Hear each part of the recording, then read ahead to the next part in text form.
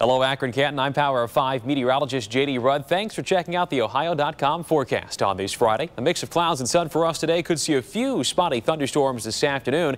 Here's some good news. It won't be as warm or as muggy as the last couple of days, but we will have to contend with a breezy north to northeast wind at around 10 to 20 miles an hour this afternoon. That chance is there for a couple of thunderstorms, mainly after 4 o'clock, may persist into the early evening hours as well. And again, the humidity won't be as bad, but still a bit of a factor. Check out the feels like, more like 80 to about 82 as we head through the afternoon. Now, Futurecast helps us out here with the timing of the showers and the thunderstorms. And again, not too widespread, just kind of hit and miss after about 2, 3, 4 o'clock. Then a better chance for something to develop just to our east after around 6, 7 o'clock or so tonight. We'll keep eyes on that for you as his system continues to depart that direction. Now, once we get past midnight, most of that activity should go by the wayside, and this sets us up for a very nice weekend. The only problem we may have, we keep some of that wind for tomorrow, but Sunday looks good.